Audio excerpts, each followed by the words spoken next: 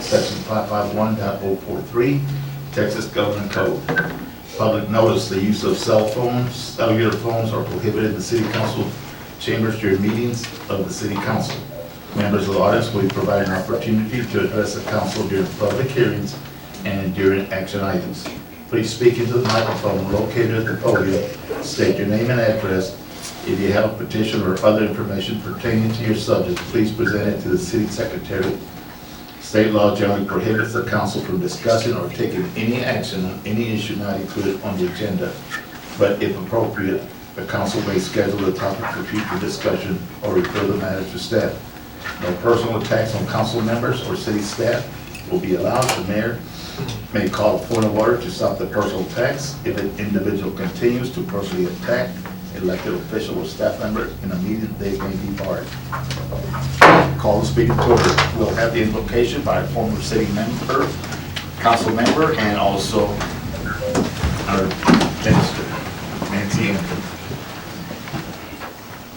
So Nancy Antrim from St. James Episcopal Church.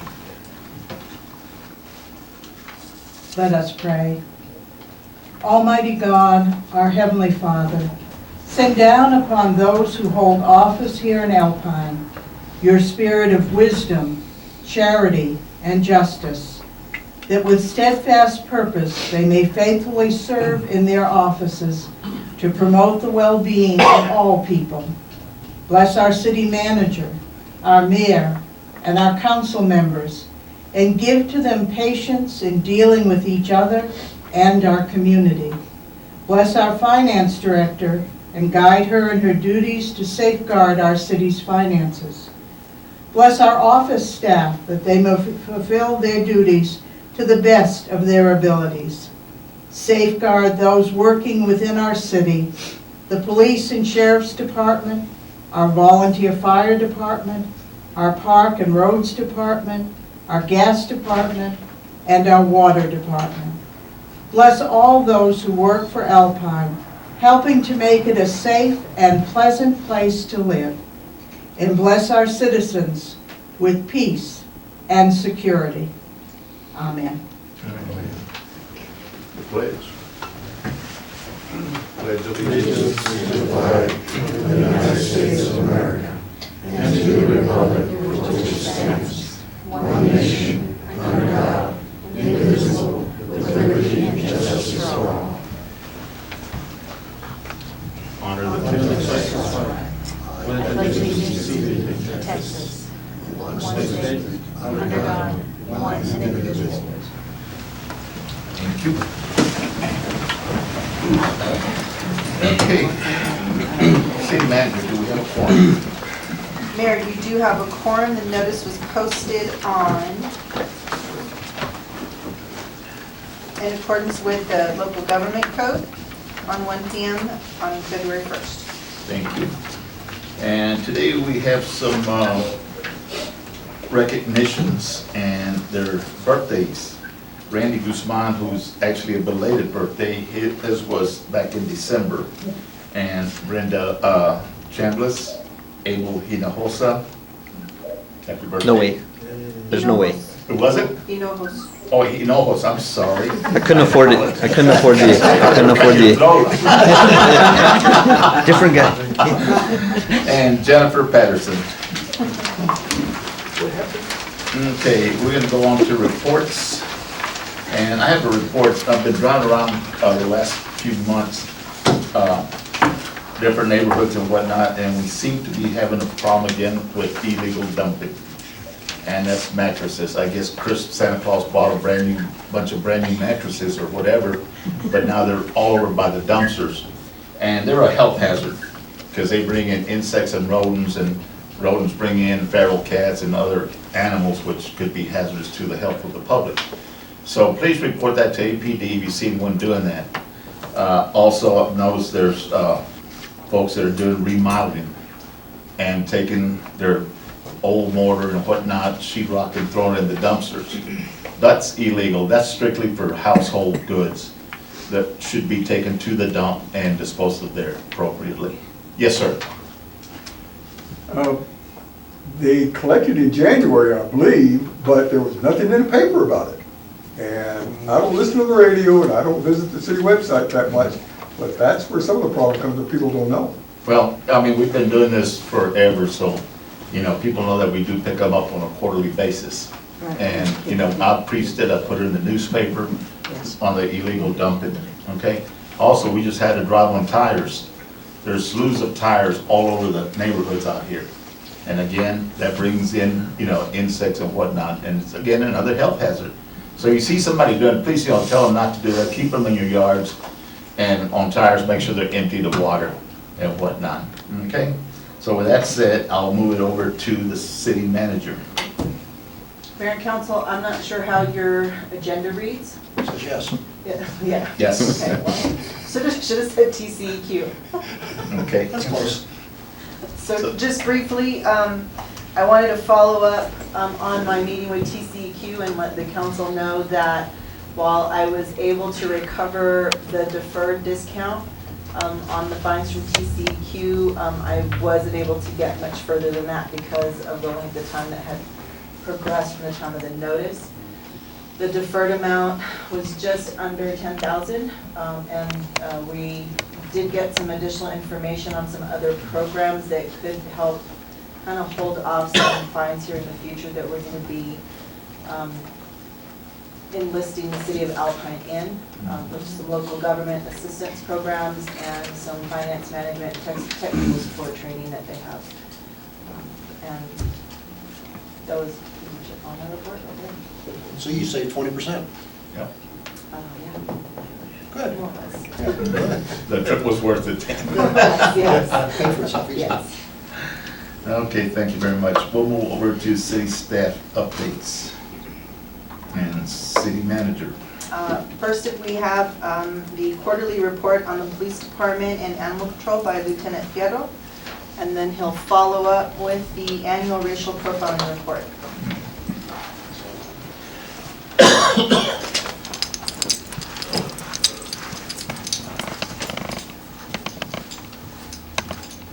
Good evening, council, mayor. Good evening. I guess the first portions are quarterly report. As all of y'all have a copy of. And just shows pretty much everything's kind of stayed at an average for the months of October, November, and December.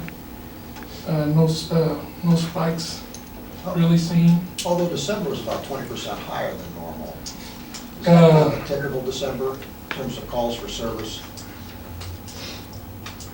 You know, the others were 500, this one was over 600. Right. And it might have been the Christmas spike, I don't know. Yeah. It's home and so they're calling. We do, and not only here in Alpine, but across the state, some crimes kind of come up during the December Idle and hands. Christmas holidays. Okay. Yes, sir. Any other questions on the quarterly report? Going down to the annual racial profiling report for 2018.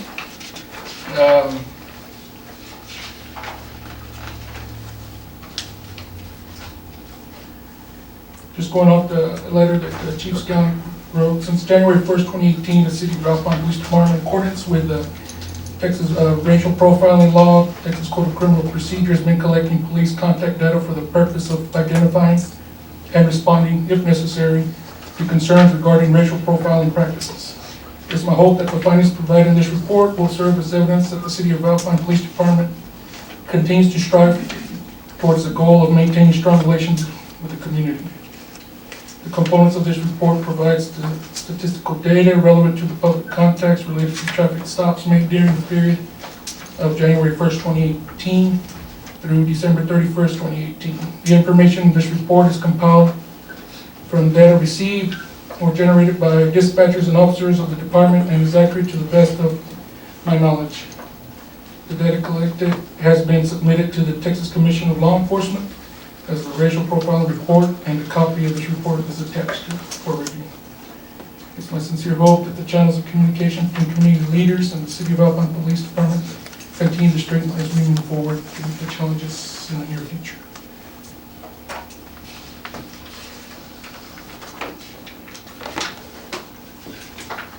Any other questions? All right. Thank you. Thank you, sir. I'm sorry, before Yeah, Felipe steps down, can you give council a quick kind of update, because there was some other information in the quarterly reports on staffing? Oh, yes.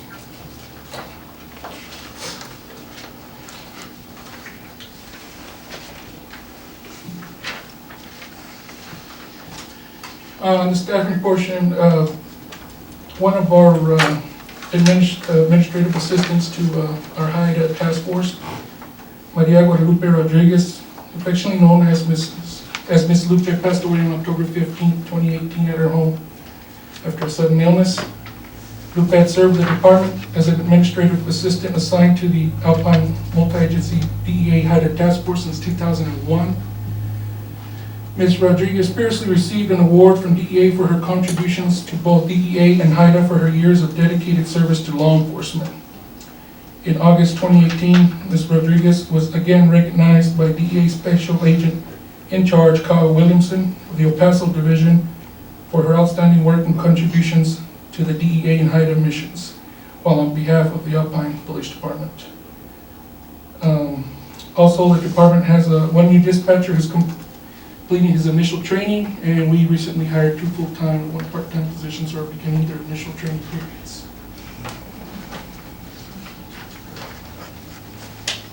And we're seeing that with animal control officer? Animal control officer on board too? Yes, in the animal control report, I believe Jennifer noted in there that she, they're full right now. They've got all of their animal control officers, and they're all receiving their training and continuing education. I just now saw that little back sheet there from Jennifer. Yep. Yes, and also Charles and Jennifer went to the 44th Annual Animal Control Association Conference in San Marcos back in November and received 15 continuing education hours. Jennifer received an additional 4 hours for euthanasia recertification course. And I guess the new animal control is Lou Blooms, I think. Yeah. And it started on December 3rd. So it looks like we're fully staffed there. Anything else? Probably the only department right now that is fully staffed. We'll get there. Thank you. Eventually, thank you, Lieutenant. Okay, let's go on to public hearings.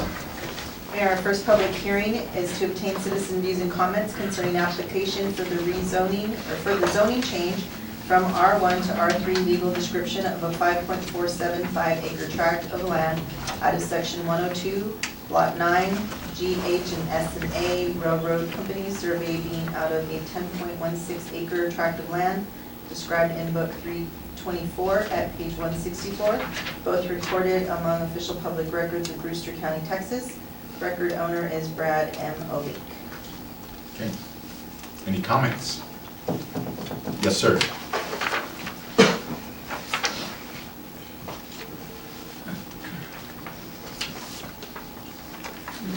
Carl Fleming, Ward 5. This area is currently being used as a trailer park, and that's going to have to change or something to become in compliance with what y'all are proposing for tonight. There's also water issues, sewer issues, and road issues that are going to have to be addressed and negotiated probably with the new future owner.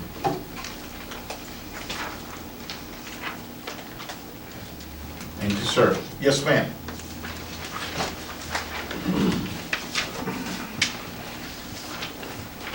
Amelia Rodriguez, Ward 4. The description is weak to the public. We don't know where this is. Where is this area? Okay, that's the one that's up there off Lechuguilla, behind BAM's automotive. Oh, behind Van? Mhm. I also have another, added comment is that a lot of these public notices are written with this type of description, whereas the public isn't aware. We don't have guides or anything to tell us where these things are happening. So I'd like to know, as a public resident, where these things are happening. Because this is that Greek for most people.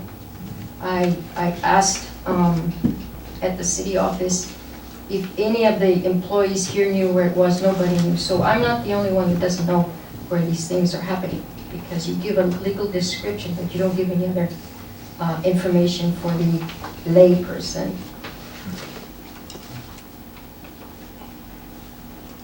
Okay, anything else, Ben? Yes, I'd like to know if these people have set up a model as to what the layout is going to be.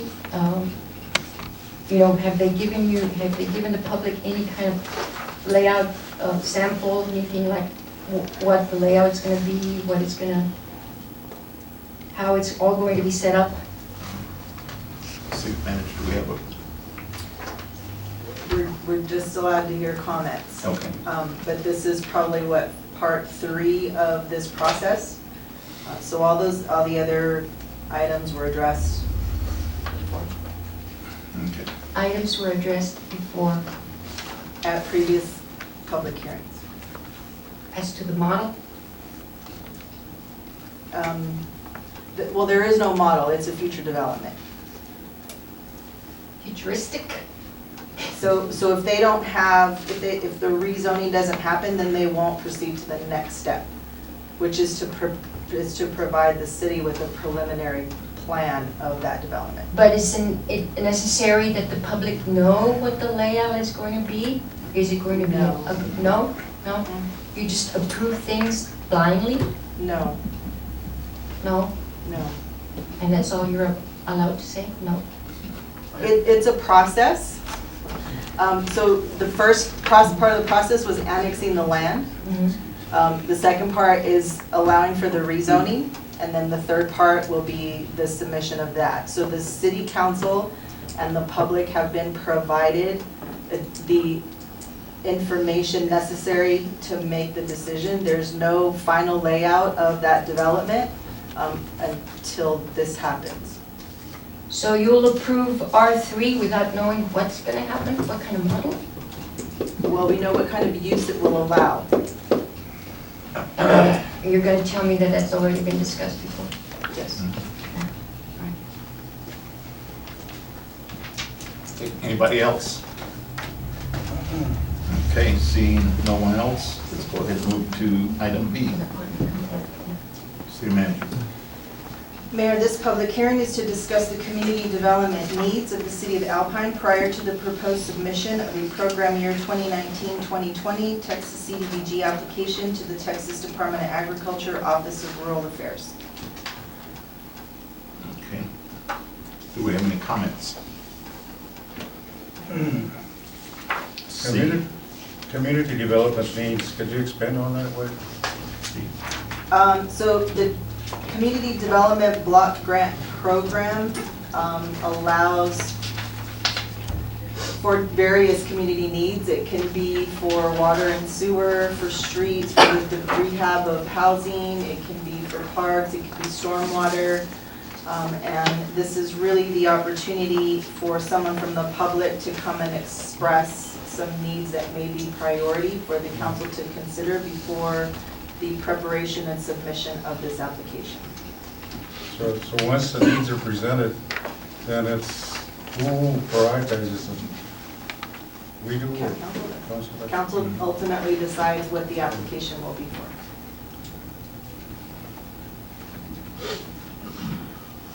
Anything else?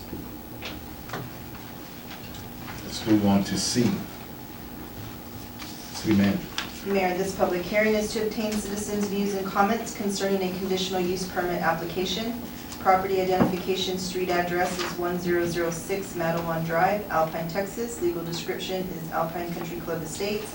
Phase 1, lot 255. Record owner is Curtis Yankee. Did I say that right? Why? Close enough. Okay. I know I got it wrong last time. Sorry. council, mayor. I'm up here to ask for the approval of a conditional use permit for my residential home there to assemble target rifles and hunting rifles. And I don't advertise, I don't have a showroom, so there's no extra vehicle traffic. All my jobs are word of mouth and calls. And so when I finish a project, it gets shipped out by common carrier, FedEx or UPS. And it is my wish to keep the neighborhood, quiet and as not cause any dust or chemicals to be allowed into the air, and to maintain the neighborhood as it is now. And, I guess that's about all of it. You have all the neighbors that have signed, and so I'm going to honor their trust in me to do this. Okay. Thank you. Thank you very much, sir. Anybody else? Yes, sir.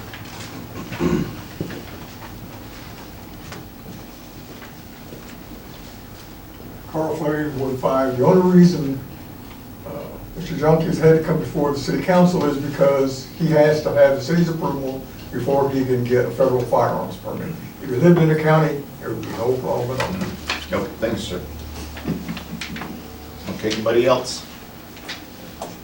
Let's move to item D, city manager. Item D is a public hearing to obtain citizens' views and comments concerning ordinance 2019-0101, providing for changes to implement plan for 6th Street by changing certain traffic controls and parking regulations. 1, repealing ordinance 2010-04-01 that established a loading and unloading zone on the east side of 6th Avenue in the 100 block. 2, create a no parking zone on the east side of 6th Street for the entire block. 3, create a 60-degree angled parking on the west side of 6th Street for the entire block, utilizing the design and contractor donated by a private citizen to design and paint the angled parking. The angled parking will include at least 1 handicap space and comply with city ordinance. Okay, any comments?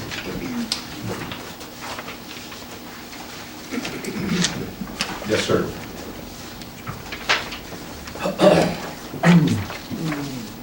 Oscar Cobos, Ward 5. I want to thank the council and Councilman Stevens and your attorney for writing up this, putting it in the legal writing. I believe this is going to be beautiful. I've talked to people and they're like, wow, it's going to be awesome. I visited with a lady out of Houston that she's going to come and contribute her time for the area of revitalization, and she's going to work with the Downtown Association also in these areas. And I was reading something just right off the bat from a master development plan out of Pecos, and I know that we all know we don't have the revenue that they have over there right now, but they're really moving forward. So I really want to compliment you on this, because I believe what's going to happen, more people are going to get involved as far as their time, their volunteer time, even their invest within the community of revitalization. And there's a lot of people up there that would want to do this for the community. So we appreciate your support on this. I do believe that all that would look really great, I think it's this angle parking and the planters and the benches, and maybe the city will throw in that right yellow line on the other side for no parking. And once we all start coming together as a community, we're all going to be pretty happy. So thank you so much. Thank you. Anybody else? Yes, sir.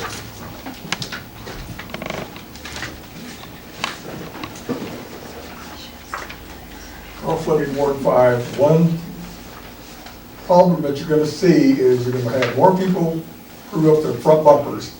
And when the newer cars that have a lot of sensors on them, it's going to be very expensive when they pull up and hit that high cement wall there. And the other thing you need to do is take down that darn little oak tree on the corner that people can't see the no right turn sign, or the no left turn sign there. When you come down the inside on Holland and you want to make a left turn, if that little oak tree is right in front of you, you don't see that sign until you're already committed. Thank you, sir. Yes, sir, Mr. Gould. Just to clarify on that, that sign is on the wrong corner. It's going to be moved up to this corner where people can immediately see it. And they will have those parking cement blocks. Really, the high corners are on the east side of the street. So it's going to be great. Thank you. Yes, sir. Any more? Okay, let's move over to consent agenda. Minutes, financial reports, department written reports, board appointments. Notices to the public. The following items are of routine and administrative nature. The council has been furnished with background and support material on each item and/or it has been discussed at a previous meeting. All items will be acted upon by one vote without being discussed separately unless requested by council member, in which event the item or items will immediately be withdrawn for individual consideration in its normal sequence after the items not requiring separate discussion have been acted upon. The remaining items will be adopted by one vote. City manager. Mayor, item A is approval of minutes from city council meeting on January 15th, 2019, and B is approval of minutes from city council meeting on January 29th, 2019. Thank you. I'll entertain a motion. So, Mr. Mayor, there are a couple editorial items that need to be fixed, so I'd like to pull out a consent agenda so we can get those fixed. Okay, both of items? Yes, sir. Okay. There's a second on that, to pull them out. I'll second that. Okay, any discussion? All those in favor, raise your right hand. Okay, we'll move later on. Okay, let's move on to item 7, information or discussion items. City Council Member Stevens. Yes, sir. You're on. So this is kind of the update about what's going on with the Brewster County Assessment District Board, which the city has a representative on. All 7 taxing entities are involved from the Brewster County standpoint, so it's worthwhile to give an update. There was no meeting in December because, like everyone else, they had a short month, so we didn't meet in December because it's normally the 3rd Tuesday of the month. January, the challenges we had with making quorum didn't happen either, so we did not meet in January. Our next meeting is February 19th at 11 a.m. Just a couple of highlights, though. All of our 9 appraisers that we have on the team, they're going through the normal training and getting the normal upgrades, go from level 1, level 2, level 3, level 4. So we had training going on in November, December. The assessment district is putting in a new system called Matrix, which is a better accounting system for tracking property values throughout the county. The first thing that's being loaded in, it's being loaded in with the assessments going on this fiscal and calendar year, will be all those in the Alpine Independent School District. They will be done by the end of this fiscal year. Next, we will then do, the next we'll do is, or the last we'll do rather, is the Marathon Independent School District. We'll have them loaded by 2020, and between the end of this year and the end of 2021, we'll get the rest of the city loaded into Matrix. So it's a huge system overhaul, but I think it will serve us from a county standpoint, and ultimately a city standpoint better, because we'll have better track of where the appraisals are and be able to make the adjustments and go accordingly. The last thing I mentioned is the Brewster County Assessment Appraisal District has a good solid financial backing at the end of November. We had $225,000 in the bank. All of the 7 participants in that have paid in, and we'll meet our budget obligations for the end of the year. So we're on track for this financially. Very good. That's all I have. Okay, thanks, sir. Appreciate it. Okay, item B. City manager. Mayor and council, I wanted to take this opportunity to kind of open up discussion with you all about some of the challenges in the utility billing department. I'm sure many of you all have received phone calls about people with their bills coming in at higher than usual rates, or services being turned off, things like that.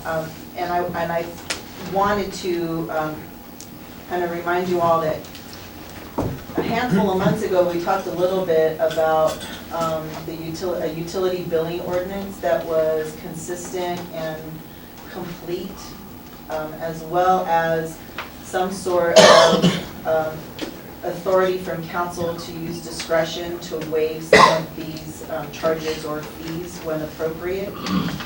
I know Megan's still working on that ordinance, but there is some input that's required from you all. One, is there a desire to do this? Is there a desire to fix this? Or would you rather have these cases brought to you all individually?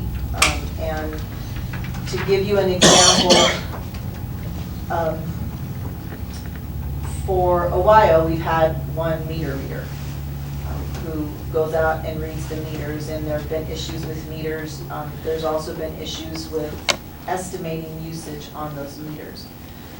And when the meters actually get read, the resident has to catch up if they've been underbilled, or then their kind of numbers are reworked if they've been overbilled. In budget billing, we have situations where people just don't open their bills and they start accumulating a credit that then for us financially becomes a liability because we have to set that money aside. And in other cases, they don't realize when it jumps that if they have been underpaying, that balance then gets figured into the next year. And so their payment jumps up. And then as soon as they're late on that payment, then they're automatically removed from budget billing and required to pay the full balance. So we just had a case in January, I think, where someone ended up with a balance of $900. And then they missed a payment, and so they were kind of removed from budget billing and required to pay that full balance of $900. And so I think we need to go back, and that's just the most recent case, but we need to go back and have, as a council, decide how we want these programs to work in the future, and at what point do we want to allow for some discretion up front to adjust some of these numbers to make it, to maintain affordability for people. It's not necessarily the resident's fault if their meter's not being read every month. We don't have the manpower to do it. And so when they get those adjusted bills, it's kind of a shock for them. And they think, well, the first thing is, well, that's because they have a leak. And they go and they look, they don't have a leak. Well, something's wrong with the meter. And we switch the meter out and it's not the meter. It's just a matter of trying to catch up on usage from prior months that has been estimated rather than actually read. If you remember when our public utilities director was here, he had tried to implement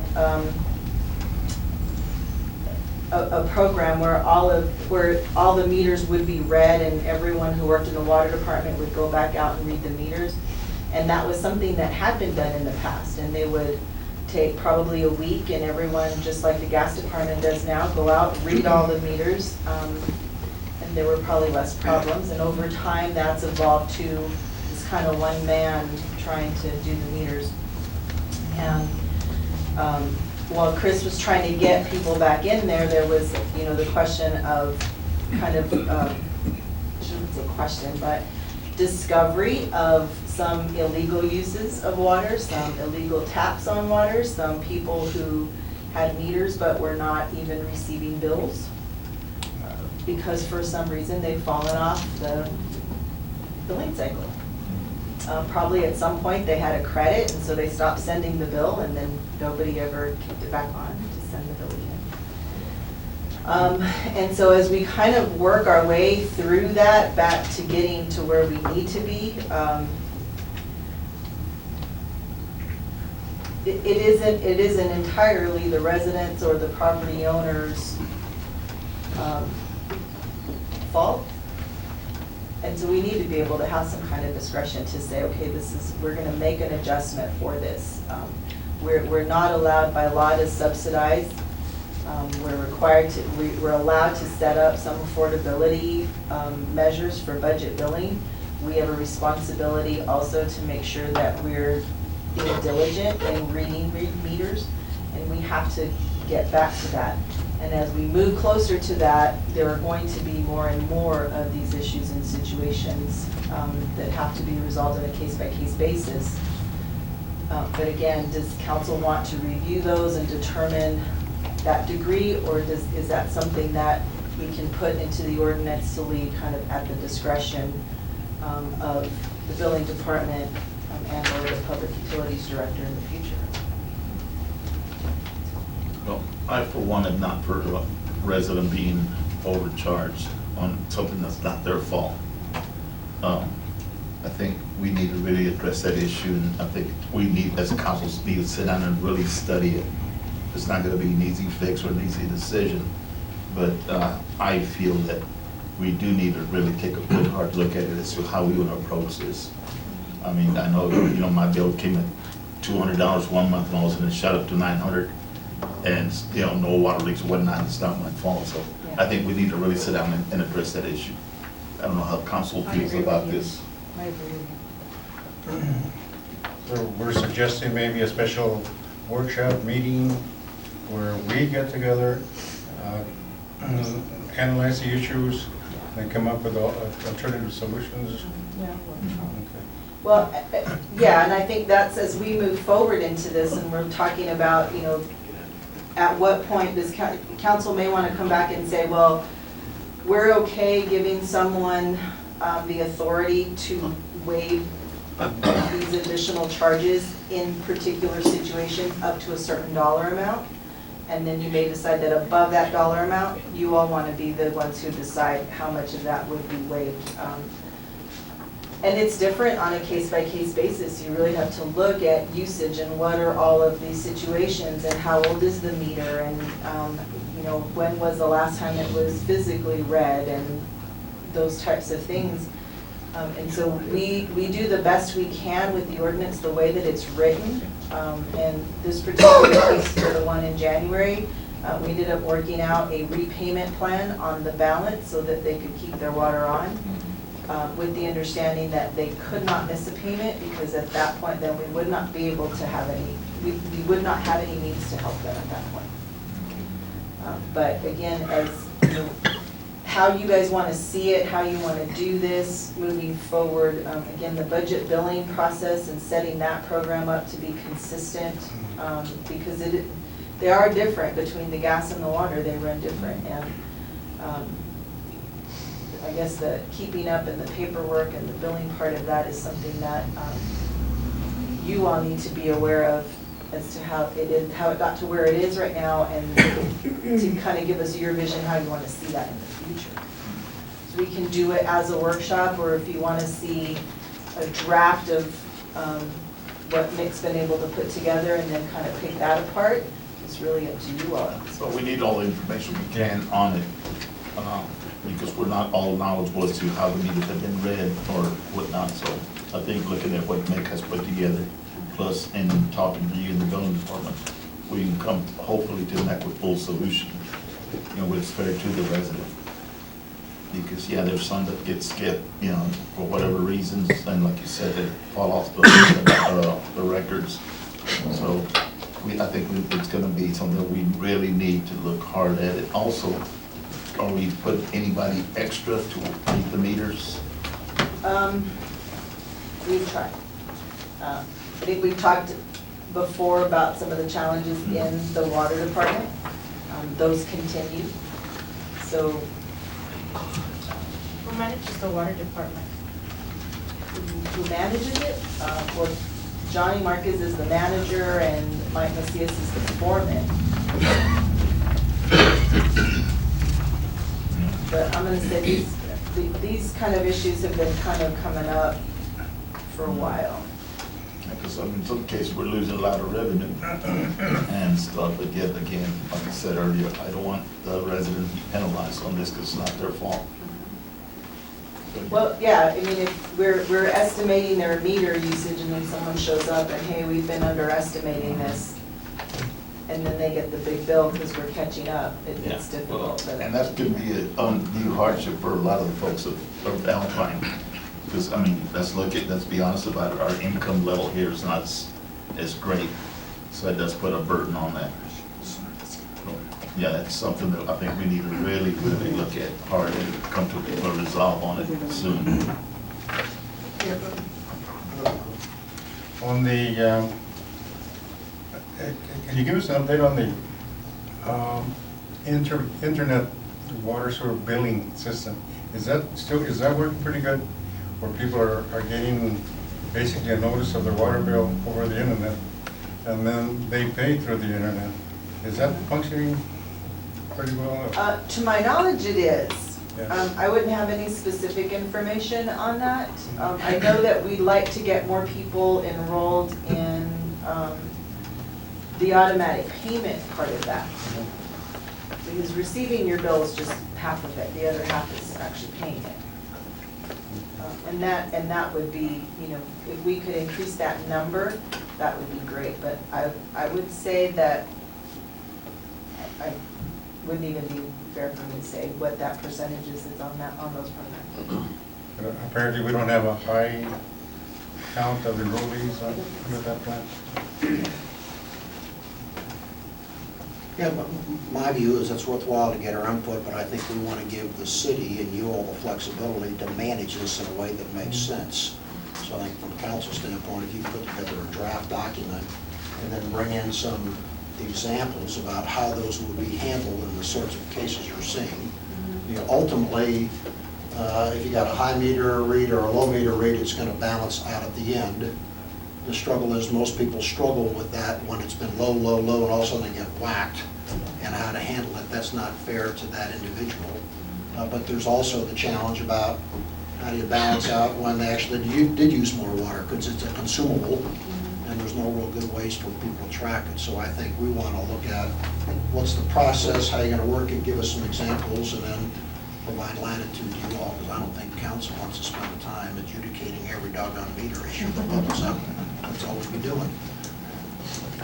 I would say there's probably maybe 8 to 10 of them a month. Okay, yeah. Yeah, we could get a job with I don't know. the building department. 8 to 10? More than that? Probably a little bit more, yeah. About how many? Probably like 15 or so. 15 or so. Yeah, we'd be. I just see the ones that Melissa can't work through. So on my end, it's probably about 5 to 10. So the 15, about how much of the split, how much are city versus how much individuals? A 50-50, is it mostly individual, varies? Well, I would say like 75 would be consumer consumption, Yeah. Yep. leaks. Okay.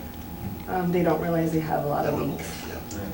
Yeah, so, yeah, I think workshop would probably be the best way to go. And I don't see this as a long-term as we transition into some smart meters and going into, you know, as we do line replacements and then we do meter replacements at the same time, those smart meters are going to be able to give us much more, or much better data. The challenge in that switching of those from the meters also will be, what do we do when there is a discrepancy? Maybe the meter looks fine right now and the customer's paying fine right now, but we make that switch and then there might be a big difference that the customer would have to pay. How do we want to transition into that process? Right. So there's, you know, but as you get into the smart meters, the data that it gives you, we could probably tell them from the numbers, you know, this is when people took showers in your house. That's the kind of data that would be available. And they had some pretty nice meters when we were at the TML conference, because I talked to some of the folks there that had them, and they're very efficient also, you know, get a more accurate read on it. And it'll even tell you when the meter's off, that it needs to be recalibrated. But yeah, as we go through that and we're transitioning, I think we're gonna find a lot more of the cross connection and illegal tap issues. As we go in and start isolating users to households, you know, one neighbor's gonna come screaming, what happened to my water? I'm like, you need to get your own meter now. Yeah. And we've had that issue even with sewer, you know, unclogging, trying to figure out why sewer's backing up, and it turns out that there's 4 people on one tap. 4 households, not 4 people, 4 households on one tap. And so those are challenging also. Let's go ahead and, let's get a workshop So- date set up and all the required So- info that we need. Draft ordinance that includes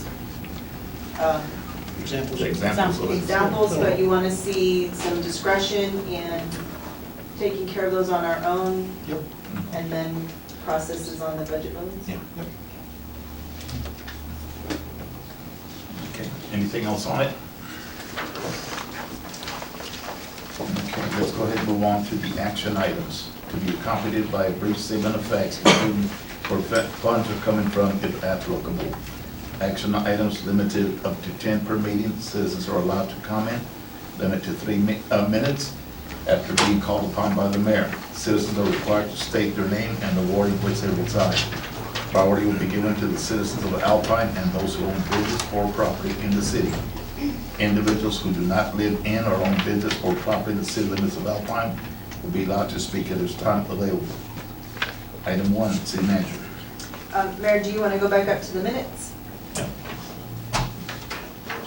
He's backing up. So, Mr. Mayor, I propose we approve the minutes from the city council meeting of January 15, 2019, with one exception, and that is items number 9 and 10, which we elected not to discuss, that indicate no action was taken. Okay. Okay, sir. So I will entertain a motion for that. You just made it. Second. I'll second that. Okay, motion made and second. Any discussion? Okay, all those in favor? Right hand. Opposed? Like sign. Motion carries. And, Mr. Mayor, I propose we approve the city council meeting minutes of January 29, 2019, with one exception, and that is under item number 9. We should be consistent with where it says Councilor Fitzgerald absent, it should say no comment, because there were no comments from anyone. Well, you gotta keep it straight. So that is my motion. Okay, is there a second? Second. Okay, all those in favor, raise your right hand. Opposed, like sign. Thank you. Motion carries. Okay, now, let's go back to item 1. Item 1 is discuss, consider, and take action to approve Resolution 2019-0202 to the state legislature opposing legislative interference with local services, local revenue, and local control. Okay. Yes, Mr. sir. Mayor, I propose that the city council take strong action to approve Resolution 2019-02-02 to the state legislature opposing legislative interference with local services, local revenue, and local control, with one edit to the resolution as written, and that is in the line now and therefore be resolved by the city council of the city of, it should be changed from Andrews to Alpine. Alpine. Right. Everywhere else it's correct. Okay, is there a second on that? I'll second. Okay, motion's been made and second. Any discussion? It's a no-brainer in my view. Yeah. My gosh. This Yeah. is- Okay, all those in favor of the motion, raise your right hand. Opposed, like sign. Motion carries. Thank you. Item 2, city manager. Item 2 is discuss, consider, and take action approving the joint election services contract between the city of Alpine and Brewster County for the May 4th, 2019 election. Okay. Yes, Mr. sir. Mayor, I propose we approve the joint election services contract by the city of Alpine and Brewster County for the May 4th election, valued at $895, which I know is in the budget. Okay, is there a second? Second. Motion made and second. I'll roll. Any discussion? I'm sorry, who was the second? Ramon did. Councilman Olivas. Okay, no discussion. All those in favor of it, raise your right hand. Opposed, like sign. Motion carries. And item number 3, city manager. Item 3 is discuss, consider, and take action to accept the proposal from KSA Engineering to conduct a street evaluation and improvement planning study. Okay, is there a motion? Yes, Mr. sir. Mayor, I propose we accept the proposal from KSA Engineering to conduct a street evaluation and improvement planning study. Is there a second? I'll second. Okay, Maria Curry seconded that one. Any discussion? Yes, sir. Sir, and I have a couple of questions. One is, In looking at it, it's got 7 tasks. The 7th task down here is to complete a draft ordinance. So this is one question. I don't understand the need for a draft ordinance. Your current ordinance is not a complete street ordinance.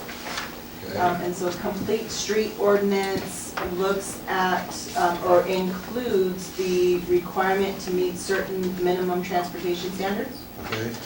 as well as construction standards. Okay. Okay, so that's helpful. The second question I have is tasks 1 through 7 are supposed to be completed 60 days within the notice to proceed. If the notice to proceed is within a week or so, They would be ready to start. then we're ready to start, and we'll get some feedback then. So we're now in February, so that'll be March, April. And given we get that in April, which includes their analysis and everything else, is that going to then result in a, here's what we recommend to go forward with the budget we've allocated this year for roads? You hope so? I am actually, in talking with them, the reason the recommendation was to go with KSA is because they were the only ones that would be able to start right away. Yeah.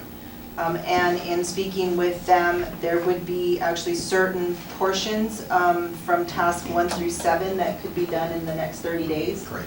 And Okay. so we would probably have a priority for Good. this year's street project within 30 days. Great. And then at that point, then we'd be able to sit down with the water and gas department to address any utility needs, to see how much or how intensive that would be, and if they've got the revenue in their budgets to address any of those issues. If it's raising the rings on manholes, replacing some valves while the street's uncovered, replacing hydrant appurtenances, they could do all of that before we come in and start really working the street project. So the plan, the answer to your question is yes, taking into consideration what the gas department and the water department's ability would be to address those items at times. Okay. Yeah, thank you, and I'm glad you explained it, because I think most folks don't understand really what the process is. You know, I've seen the streets resurface, and then they go back, redig them again, a water leak, or, you know, a certain section of gas or water has to be replaced. So you break up the street, now you have a street that's broken up, and it's gonna continue to get worse. When it's one pet peeve I've always had since I became mayor, and also the rings on the sewer holes. Leads to a chuck hole, gets bigger and bigger, and there goes your praying on your vehicles. So if we can address all these at one time, it would help not only the residents, it also money-wise, cost-wise to the city, would be a great asset. We might pay a little bit more to get the engineering firm to confirm all this and map it all, but in the long run, it pays for itself. Yes. Thank you. Well, and keep in mind, when you reconstruct a street, you've got a 30 to 40-year lifespan on it. But once you start cutting into it, you're knocking off 3 or 4 years every time you make a cut. So Absolutely. you've got an overlay. Overlays should be 10 to 15 years, but once you cut into them. So in the long run, it'll pay off. And we'll know in the future, so it's not just about what streets we do in this city. The water and gas department can also start planning for Right, for the future. subsequent years as well. Absolutely. How Okay. does, excuse me, how does the, okay, this company, to conduct their street condition evaluation, do they bring their own team in, or do they bring experts and work with your staff? They actually come out with their own team. There's some equipment that they'll bring in with them to kind of measure, take some samples, measure some densities, and road base. They'll do a visual review. There's certain telltale signs on streets. When you start seeing crocodile cracking, you know there's some base failure. And so they'll look at that, and then at that point, they'll determine kind of what would be needed to replace that street. But again, going back to the complete street ordinance, saying if you're on this size of a street, this replacement needs to be this. I think the city would be I guess, it would kind of behoove the city to put some extra money in there and do some header curbs. Header curbs protect the edges of the asphalt and retain some of that life on there.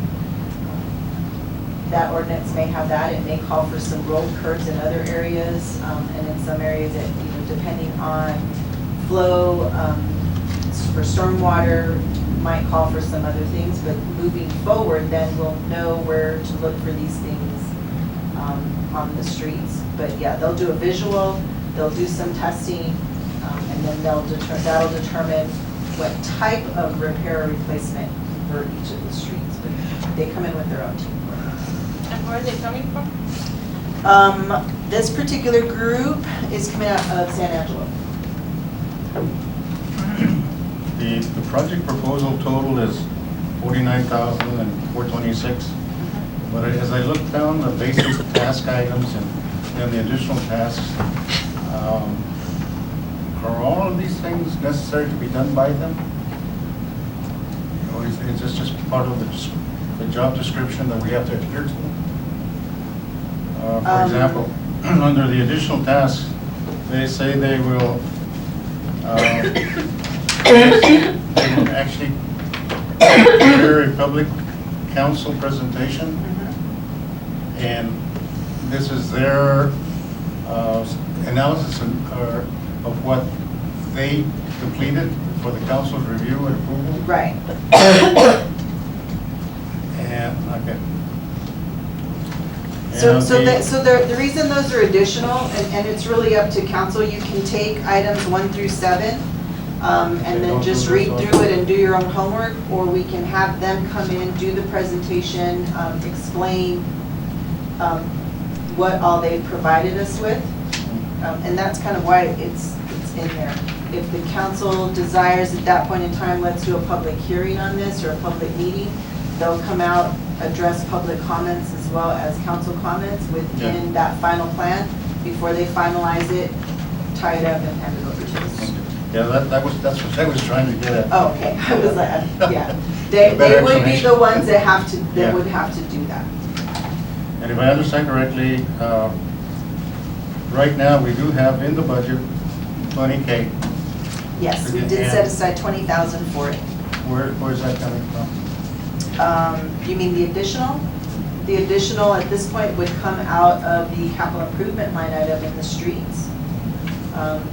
We still don't have final fund balance numbers, but we know we had some fund balance that we'll probably be putting in there once the audit's complete. Once the audit's complete.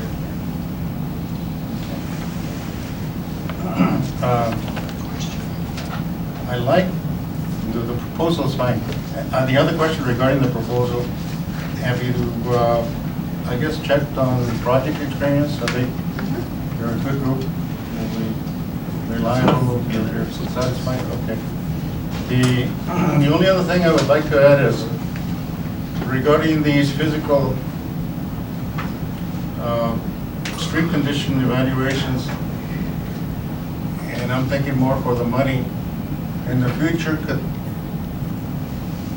city government maybe purchase a couple of drones, teach somebody on staff how to operate drones, and have them go out, actually collect data, bring the drone back, take a chip out, put it in a computer, bring up the views, and I would do it love everything. if we could do that. We've actually talked about doing that as we're doing the line replacement and the meter replacement.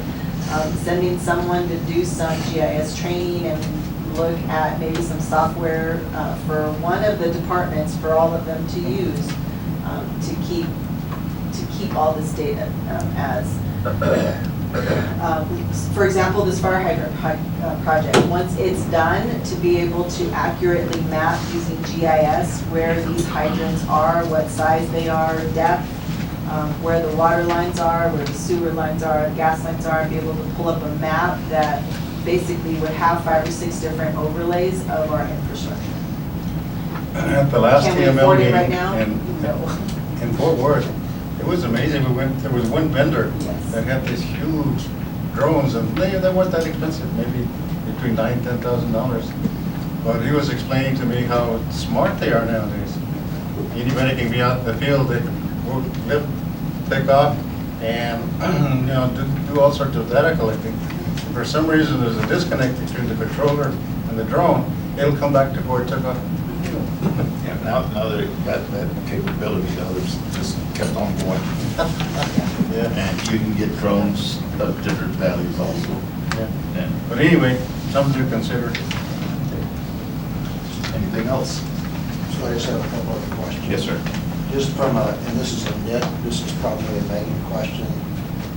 The budget is the 45,659, but we're actually spending 49,426.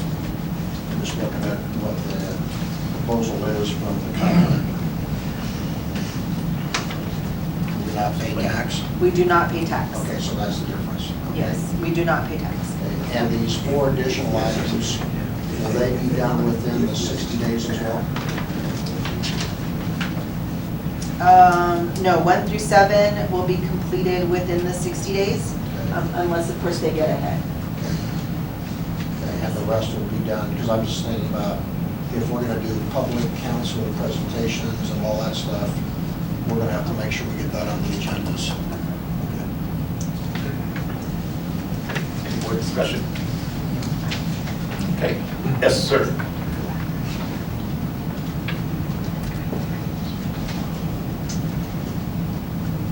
I'm Carl Fleming, Ward 5. I'm glad to see that the Malone finally mentioned how much it's going to cost the city, because nobody's heard about that before, I don't think, unless you all have it in your package.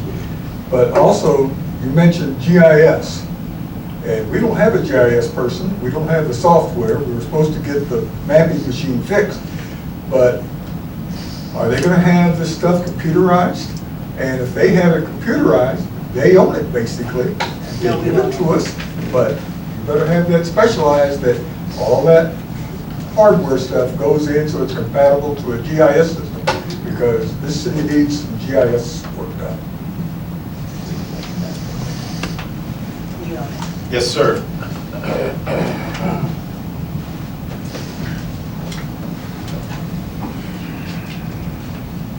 I'm Lance Jarrett. I'm actually from Fort Davis, but I want to say a few things about this issue. My question is does this include design, or is this just a recommendation of what to do? This does not include any design. So you're going to spend this much money having somebody come in and tell you, this is what we think you should do, and then you've got to turn around and pay an engineer to actually design it that way. Okay, that's good and fine. That's going to be even more money on top of that. Just so we understand where I'm part of Jarrett Norwick and Paving. We had some contracts with the city to do some of these streets here in the last couple of years. I don't know that it was privy to the city council or anybody else, but we came in and I surveyed a lot of the streets myself and designed them on the computer so we could try to get better flow.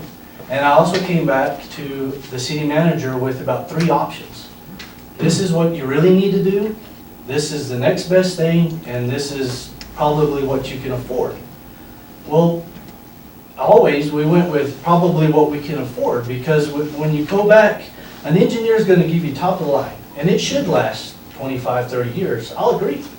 But the city's going to be able to do 1 or 2 blocks a year on that kind of money. You'll never catch up. The city is so far behind on trying to get the streets in order, you'll never catch up. So we come up with a plan with the last go around to do as best as you can to make it work for at least a good 10 years or so, till you could get most of the city under control, and then you start really going in and fixing them up the way that it should be. But right now, y'all, you're too far behind. You'll never get there. And it sounds to me like y'all already made your mind that this is what you're gonna do, and that's fine. And if the city wants to do it, that's fine. If they want to contract it out, that's fine. I'd love to have the opportunity to bid on it, whether it's an engineer job or not. But for me, I provided a lot of service, a lot of surveying I did for free. This is my home. I want to see the best thing to happen to it, whether we get the job or not, and that was part of the deal. I did all of this before it was even bid to anybody. I had to bid it. Everybody else has the right to bid on it, but I did it because this is my home.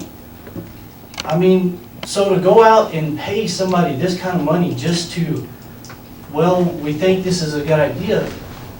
I mean, you have these type of services right here that's at your doorstep. Hector has been here forever. He knows every bit about the streets. You've got the utility guys. In some of the situations of the streets that we did, we came in and there were some problems with the utilities being way too shallow. They should have been lowered and done the way they should have been. But it was like, no, we don't want to spend the money. We need to just keep going.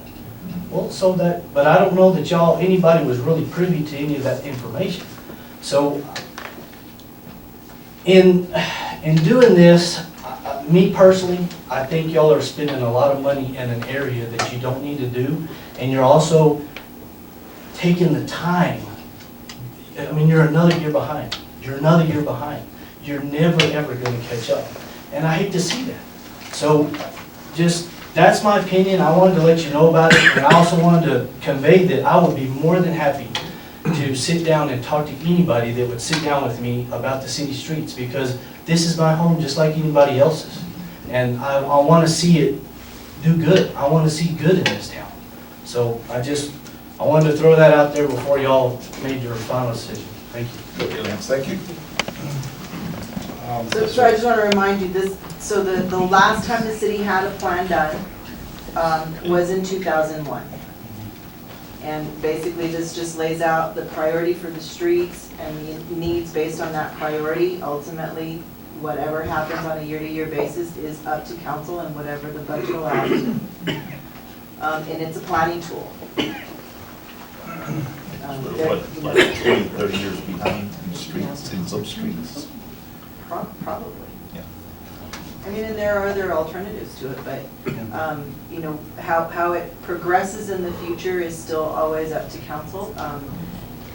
They're providing the complete street ordinance, and then if council wants to design the projects on an annual basis, that's entirely up to you. The complete street ordinance will give you a basic minimum requirements, and as you go forward, you can call it out. It doesn't necessarily mean every year things have to be engineered. Sometimes you may get to some place that might have to be engineered for specific design for a specific area. But your basic street off the complete street is going to tell you it's got to have a minimum of this, a minimum of that, no more than this, and certain elements to it. And I think some of that around, 10th Street with sewers, that we cannot put the sewer rings on them because the sewer manhole itself, the neck is outdated and it's not in compliance. So that's something that I just found out recently, because there's like 5 or 6 sewer lids exposed on 10th Street. And I kept wondering why. Well, when I talked to the city manager, she says, oh, we've reviewed them, and let me tell you what happened. They're out of compliance. And so that's one of the reasons for the engineering that we have to go in there and take care of those items before we can even put any asphalt on them. And an engineer will have to come in and redo those manholes. Yes, sir. Galen Knapp, Ward 2. I just want to throw out that the college has a pretty robust GIS mapping program for groundwater, largely geology-wise. And from my experience in graduate school, graduate students kind of work for peanuts. And so, you know, I recognize that the actual software cost itself is an issue, but I think that there is already some you know, the opportunity to train here at Sol Ross or to bring in graduate students in their free time to make a little bit of extra money. So, but it would be wonderful to see the utilities on GIS for sure. Thanks, sir. Any more discussion? Just one last comment. The information came up about the evaluation planning survey that was done in 2001. But apparently, according to the narrative summary, all but a handful of the streets had been addressed per that plan. There's about, I think, maybe 8 blocks that were listed on that plan that were never addressed or had not been addressed. So that plan only focused on those 8 blocks? Oh, no, it was citywide. Citywide. Yeah, but there was only about 8 were blocks actually that assessed. never actually saw any attention from that plan. Any idea what that cost is? What cost you, to do those 8 blocks Yeah. or for that To plan? do the study, the evaluations. So that plan in 2001 was part of a planning and capacity study that was paid for by, at the time, actually it may have been Texas Department of Agriculture already then, if not it was the Office of Rural Community Affairs through a grant. So it was a grant. It was a grant that paid for that, and that study, it did parks, streets, water, sewer, economic development, and housing. And so the street part of it, that was the last plan or study that the city had done for streets. The city's not eligible for that particular grant anymore. What guidance are we going to give KSA relative to the amount of money we have and what needs to get done? My concern, when I came on council, we were spending $500,000 a year. We bumped that up to close to $1 million. We didn't do much last year for a number of reasons. I know, because I've lived in this area for a lot, the last building I built was a $250 million building. And know that architects will design and engineers will consider based upon what criteria we put in place. Left unchecked, they will go to the max possible. So given the realities of a city that has $13 million budget, at most we're going to be able to spend $1 million a year, I would say over the next decade on our roads. Given the status of our roads, what guidance are we giving KSA as these are the requirements you want us to live within? Because I know unchecked, the ordinance that will come back will be the ordinance for downtown Austin, which we can't afford. Well, and I think the benefit of using KSA, because they're coming out of San Angelo, they're out in this area also. They've done several street studies for other small communities out in this area. They're familiar with that. I think when they start putting that ordinance together for the complete street, will be to decide when it would be appropriate to put in a sidewalk or not. Those elements can always be added alternatives into projects in the future, but not necessarily part of the street project. It'll also include some stuff in there. And remember, they're just putting together the plan and they're putting together the ordinance. How it gets implemented later can be based on the budget, but they're not designing anything. They're just saying, this street we recommend should have sidewalks for pedestrian access and should have a minimum lighting. Whether you put the lighting in now or you put it in the future is entirely up to the council. But we on council don't have all the expertise about what it takes. I could dive into some Sunbelt stuff, but that's generally not the case. And so my worry is, in my mind, there has to be a requirement on the table. This city has no more than $1 million a year. We have to maintain our roads throughout the city within $1 million a year budget. What's that plan? Because if the ordinance doesn't comply with that, it'll be worthless to us. I mean, Lance is spot on. I mean, I spent a lot of time working roads when Eric was here and kind of walking, like many in council, having driven a lot of roads, with lots of issues. You know, and that's why we bumped up our budget to $1 million. My worry is we're going to have what I would call unobtainium. We will have a result that comes back that we can't afford, except at twice the rate, and our roads are going to continue to go downstream. So I want some assurance that when KSA comes to the plan, it's going to work. And I'll tell you right outright, if they come forward with a draft proposal, and the question I'm going to ask them point blank, can we maintain all our roads in Alpine at $1 million a year with this ordinance? If the answer is no, then I'm going to disapprove it. So that's my going in position. And this is a big issue for this town. We're spending 10% on roads, and we got the roads we got. something's got to be done. So that's, I just want to kind of forewarn and put that on the table, because I know engineers. I watched it in the doggone, you know, I don't want to bring up the high school issue. Those guys are spending 25% more than they need to. They are. And the taxpayers are paying for it, because the other thing I will not do is support a tax increase in the city. I won't do it. So that's my view. Any more discussion? Okay, so we'll put it to a vote then. All those in favor, raise your right hand. All those opposed? Okay, who's in favor, raise your hand and hold them up for a second. In favor of having the study done. 1, 2. Oppose? And I'll oppose it for right now. Okay.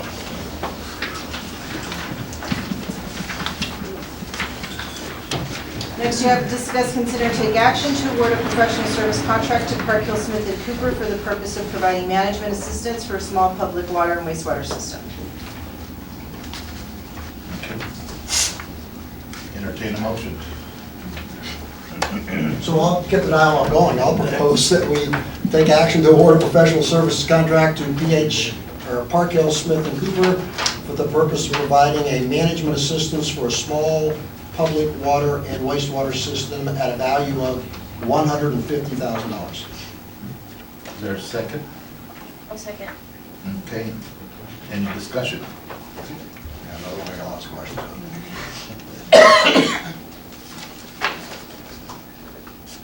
So, help me, Jessica, what's the, I couldn't find anywhere in here what the scope of this is about. I couldn't figure out when they spend $150,000, what do we get back? This is actually the RFQ that was presented to council last fiscal year. The RFQ was modeled after the TCEQ pilot program to assist small municipal water systems. The funding was set aside then. We released the RFQ. We didn't get any responses. We released the RFQ again. We just got one, so we put it a third time. This time we got 3. So what we get out of it is really long. Of course, the RFQ is not in here. You get a needs assessment and management plan, as well as updated SOPs and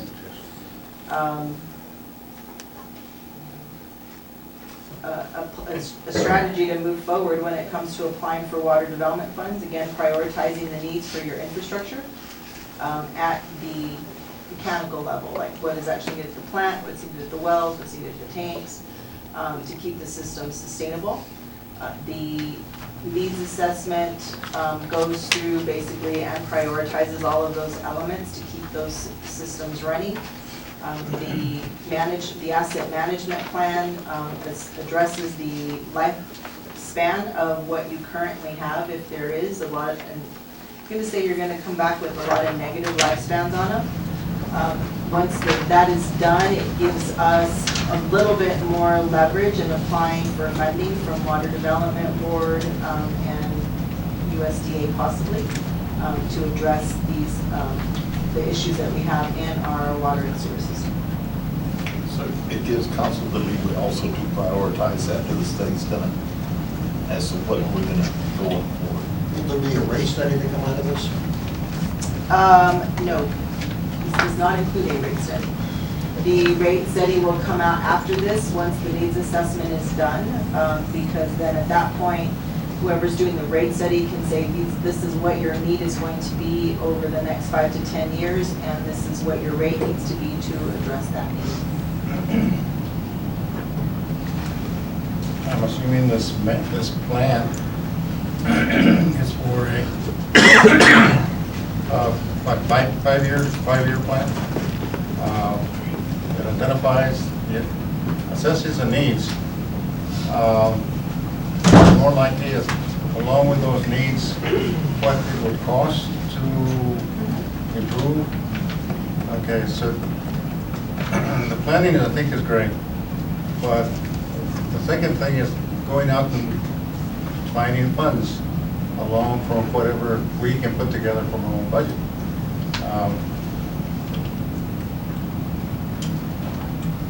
And that's not as easy. Well, I think when you look at where we came out with the Water Development Board project information forms that we submitted last year, we were at the bottom of both lists because we had nothing to substantiate the need or the urgency of what we were asking for. We must identify needs, and that makes sense. Any more discussion? I mean, that is basically why you do planning. The planning gives you the background to, or the justification to tell someone, this is why I need money for my water system. This is why I need money for my sewer system. This is why I need money for my park. This is why I need money for my street. And if you don't have that justification, you will not receive the potential maximum points that you could to get those funds awarded. My only other comment is apparently we don't have that capability within our staff right now to do so that we can ourselves identify those needs, apply cost effect, and then put it in some sort of plan so we can go out there and look for funding. Would that be a little bit less expensive than bringing somebody in for 150,000 paid to get it done? You 150,000 is not going to pay for a professional engineer to be on staff to do this. Not for the plan? There were a lot of firms that inquired about it and said we can't do this for 150,000. But according to the executive summary, the expenditure required is 150,000, and we do have the current budget. We did set those funds aside last year from our reserve funds. So we're set to go. Could Sol Ross do this? Yes, Bill? Mr. Soros cannot do it.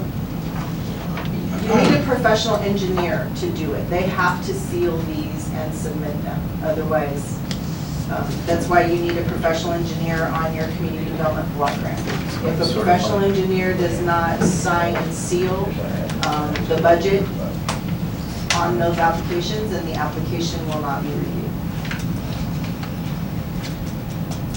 So the strategy behind this is very simply, go hire a certified engineer so we can apply for grants.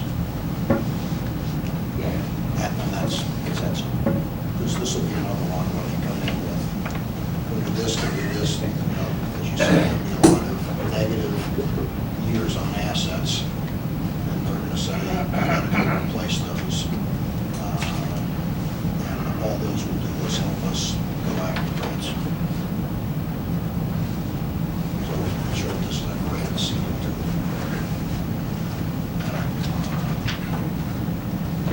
And it's very similar to the street one. I mean, once you have that and you say, look, we had a study done by a consultant, this is what it came out, this is how we're addressing our need, then you move forward from there. But without it, you're going to continue to score low on these applications, and you're going to continue to fall into the 100% loan. I guess what would be helpful, though, is for us to understand that bigger picture about what dollars we can go after. I guess I'm convinced there's money out there to go after for water systems. I don't know about what grants we can go after for road systems, because everyone's got that same issue. And I guess that's part of the, people can say, gee, there's ways to go get money to go do this. And then that would be helpful. So you believe there are in fact dollars we can go after, and what would the split be for those grant dollars? Anywhere from 50-50 to 70-30. Okay, so it's like an airport grant.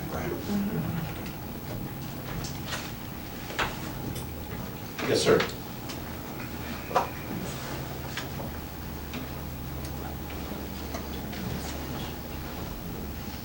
Ward 5, what time frame are we looking at? Will we have a utilities manager on board to work with them?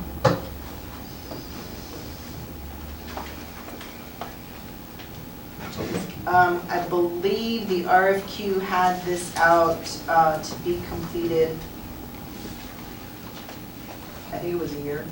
I don't know. Is Megan here? 9 months. 9 months.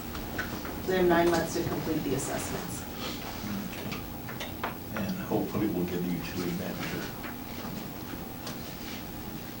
Okay. Any more discussion? District?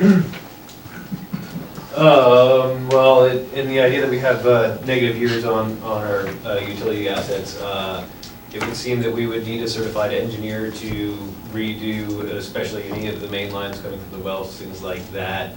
And so piecemealing each individual line replacement as it becomes necessary will end up being a much more expensive engineering bill in my estimation, although $150,000 sounds like a lot of money. Okay, these are just the plans. This is just the plan. Get the monies.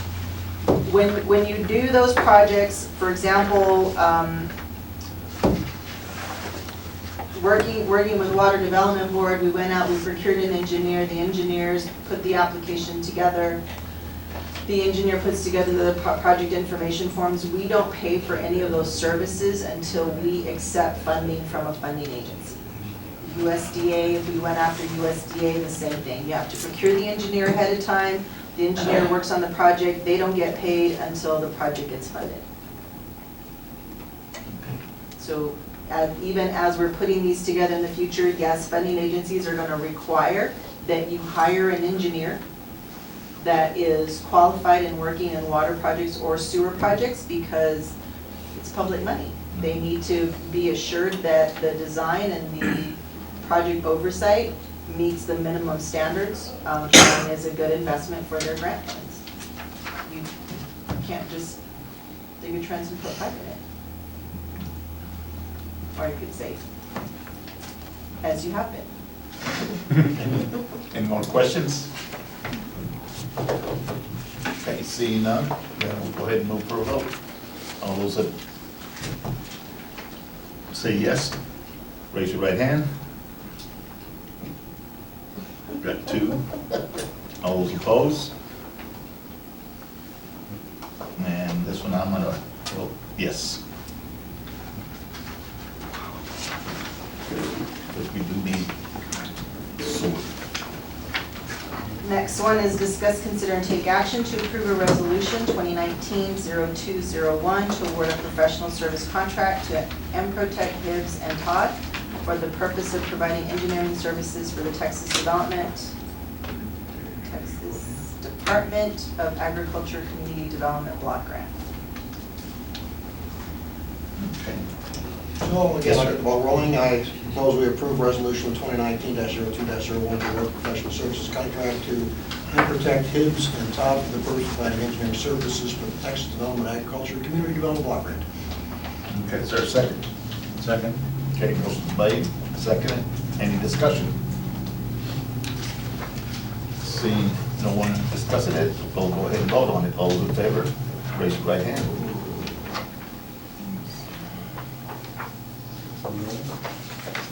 Okay, I asked for discussion, no one said anything.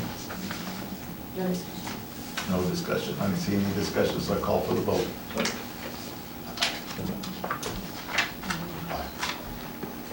Okay, raise your right hand in favor of it. Opposed, like sign, motion carries, thank you. Okay, item 6. Discuss, consider, and take action on ordinance 2019-0202, amending Article 6, Public Information Request of Chapter 2, Administration of the Code of Ordinances to provide that the public information officer for the city is the city secretary. Okay, entertain a motion. I move we take action to approve ordinance 2019-02-02, amending Article 4, Public Information Request for Chapter 2, Administration of the Code of Ordinances, provided that the public information officer for the city is the city secretary. Okay. And in short, it removes the name that's in there right now, which is Molly. I'll second that. Okay. Motion's been made and second. Any discussion?